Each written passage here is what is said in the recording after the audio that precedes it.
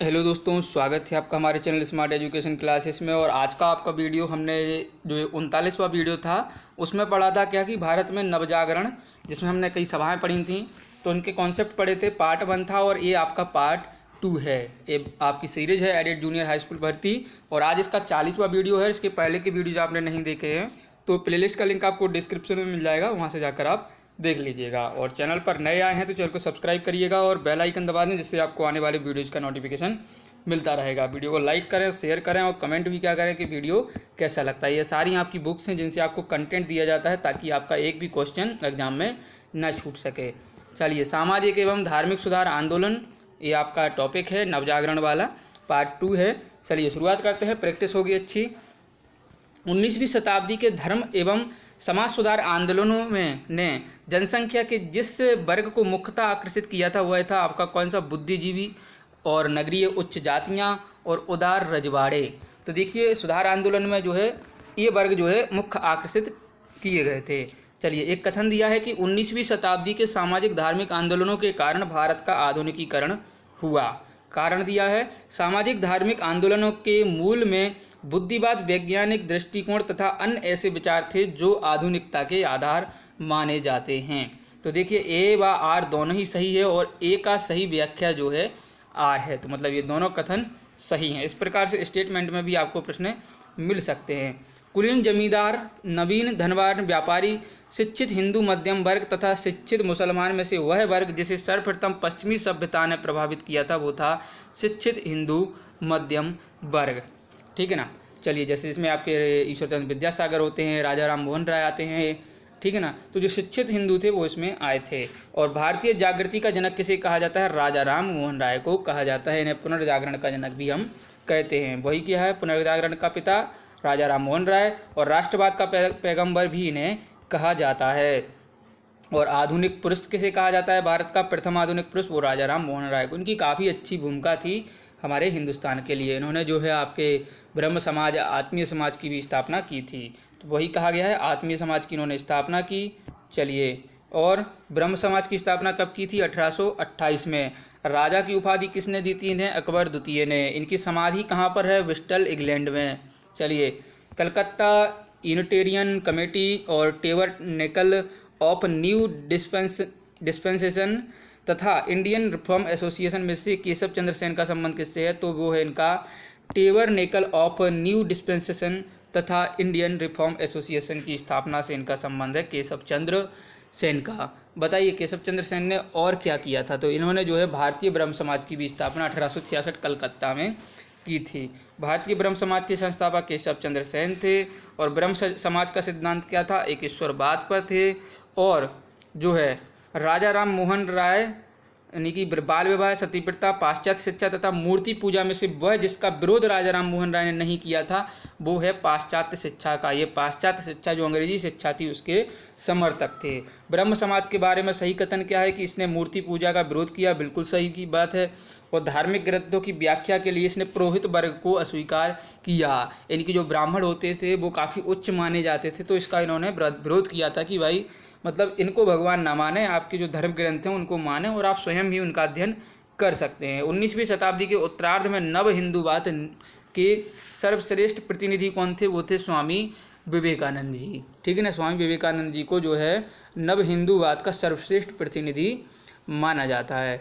चलिए आगे बढ़ेंगे। विवेकानंद ने शिकागो में आयोजित पार्लियामेंट ऑफ वर्ल्ड्स रिलीजन्स में भाग लिया था 1893 में, जहाँ पर उन्होंने अपनी स्पीच दी थी। चलिए, प्रख्यात समाज सुधारक जिसने ज्ञान योग, कर्म योग, राजयोग नामक पुस्तकें लिखी हैं तो वो लिखी हैं स्वामी विवेकानंद जी ने। चलिए आगे बढ़ेंगे। रामकृष्ण मिशन की स्थापना किसने की थी? स्वामी विवेकानंद जी ने की थी। और रामकृष्ण मिशन की स्थापना 1897 में होती है। ठीक है ना। शारदा मणि क्या थी? रामकृष्ण परमहंस की पत्नी थी शारदा मणि। और दयानंद सरस्वती द्वारा स्थापित है आपका आर्य समाज। कब हुआ था ये? 1875 में। वेदों का पुनरुत्थान का श्रेय जाता है स्वामी दयानंद सरस्वती को, जो है इसका श्रेय जाता है। इनका एक स्टेटमेंट भी है आपका कि वेदों की ओर लौटो। चलो, वेदों की ओर चलो।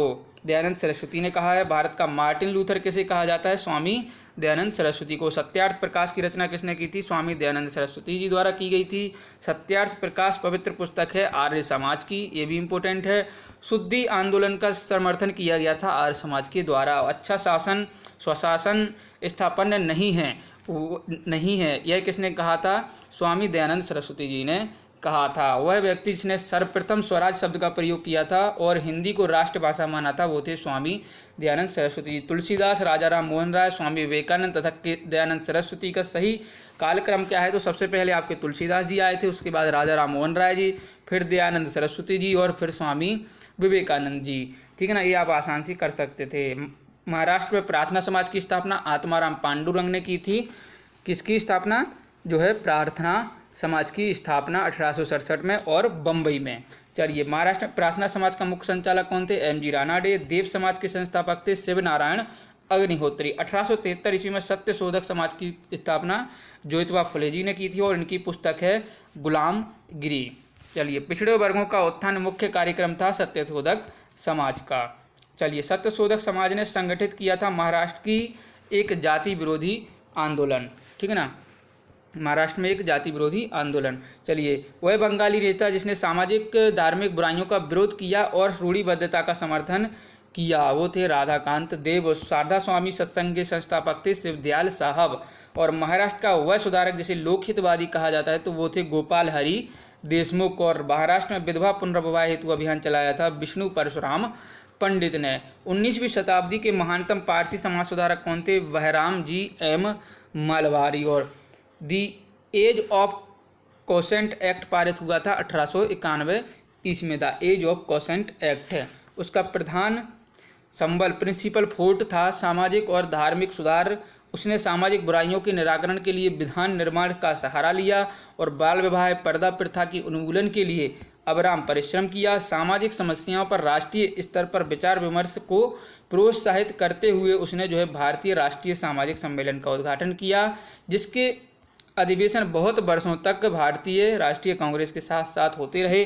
इस उद्धरण में सांकेतिक व्यक्ति हैं, वो क्या हैं?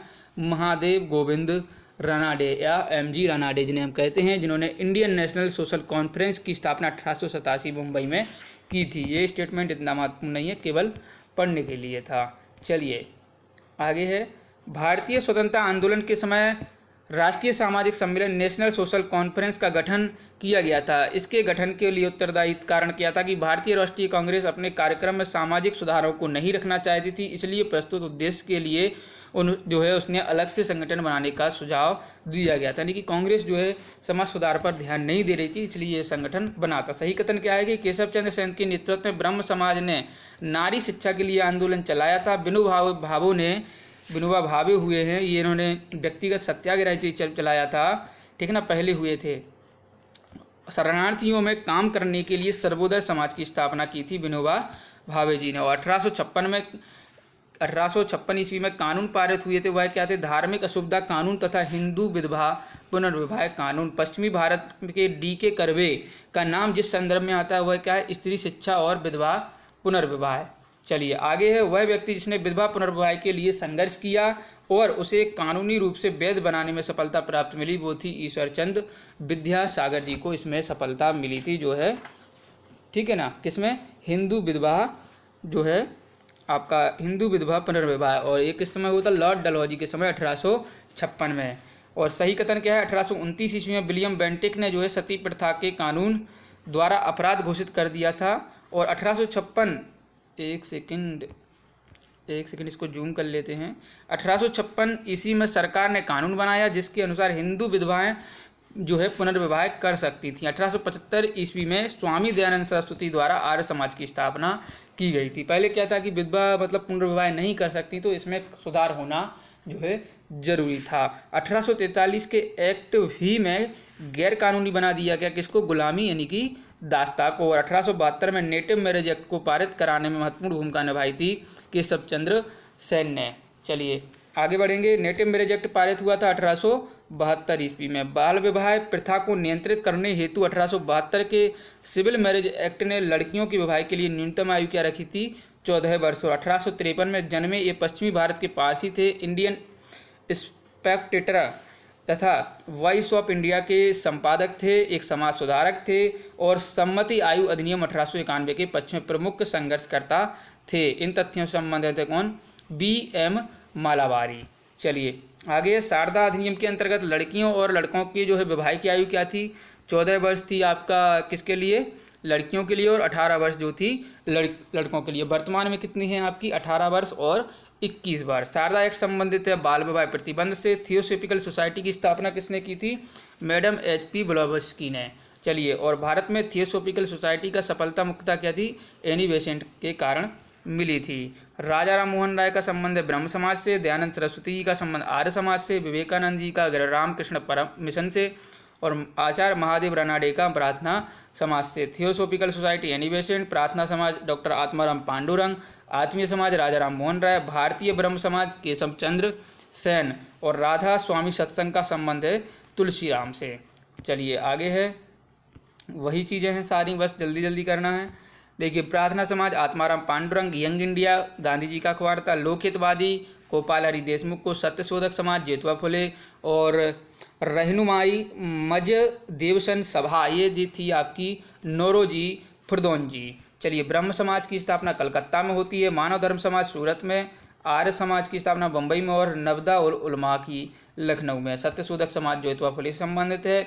और Mohammed Anglo Oriental College Aligarh का जो है सर सैयद अहमद खां से संबंधित है। तत्वबोधिनी समाज सभा जो है देवेंद्रनाथ टैगोर। और the servant of society Gopal Krishna Gokhale. चलिए, S.C. शीतलवाड़, B.N. राव तथा अल्लादी कृष्ण स्वामी अय्यर प्रख्यात सदस्य सर्वेंट ऑफ सोसाइटी के।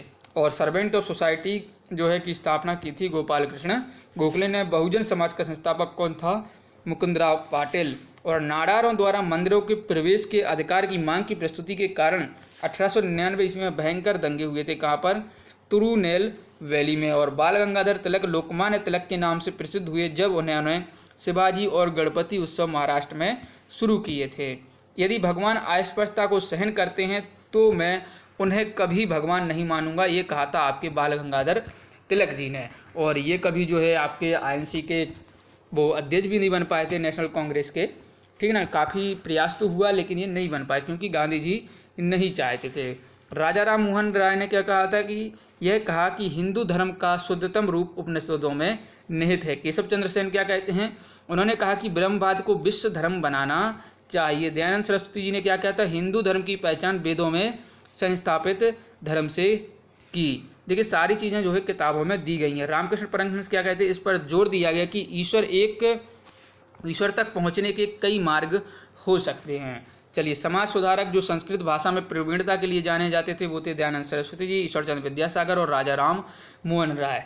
चलिए आगे है, सही कथन क्या है कि ब्रह्म समाज एकेश्वरवाद का समर्थन करता था। आर्य समाज ने शिक्षा के विकास में योगदान दिया। रामकृष्ण मिशन की स्थापना स्वामी विवेकानंद ने की थी। नारी आंदोलन का प्रारंभ हुआ था ज्योतिबा फुले की प्रेरणा से। इनकी पुस्तक है गुलामगिरी। और ब्रह्म समाज, रामकृष्ण मिशन तथा आर्य समाज में समानता थी। ये तीनों ही जो है राजनीतिक उद्देश्यों के लिए नहीं, लेकिन तीनों ने ही देशभक्ति की भावना के विकास में जो है काफ़ी सहायता दी थी। चलिए आगे है, डॉक्टर जो है एनी बेसेंट थियोसॉफिकल सोसाइटी से संबंधित थी और इसका मुख्यालय मद्रास के अड़ियार में था। स्वामी दयानंद सरस्वती जी ने आर्य समाज की स्थापना की थी। दार उल इस्लाम उलूम की स्थापना जो है मौलाना किसने की थी? सिल्वी नुमानी ने की थी आपकी जो है दार उल उलूम की स्थापना। चलिए आगे है, देवबंद आंदोलन जो यूपी में चला था आपका संयुक्त प्रांत में, ठीक है ना। चलिए, और 1866 ईस्वी में चला था, ठीक है। और 1924 का जो है बंगाल का ये संयुक्त प्रांत कब नाम आ गया था? संयुक्त प्रांत कब तक था? ये आपका 1950 तक था। 1950 या इसका इंक्यावन है, आपको हम कंफर्म कर देंगे आगे। 1924 का बंगाल का जो है तारकेश्वर आंदोलन विरुद्ध था, जो है मंदिरों में भ्रष्टाचार के लिए था तारकेश्वर आंदोलन। और हाली पद्धति का संबंध जो है बंधुआ मजदूरों से है आपका हाली पद्धति का संबंध। तो ये आपका नवजागरण का जो है पार्ट 2 भी पूरा होता है। इसका जो नेक्स्ट वीडियो जल्दी मिलेगा आपके लिए। आगे के 2-3 वीडियो और बचे हैं, वो भी हम जल्दी कवर कर लेंगे। तो वीडियो को लाइक करिए, शेयर करिए, कमेंट करके बताइए कि जल्दी आपका कौन सा सब्जेक्ट जो है शुरू किया जाए। धन्यवाद, मिलते हैं अगले वीडियो में। जय हिंद, जय भारत।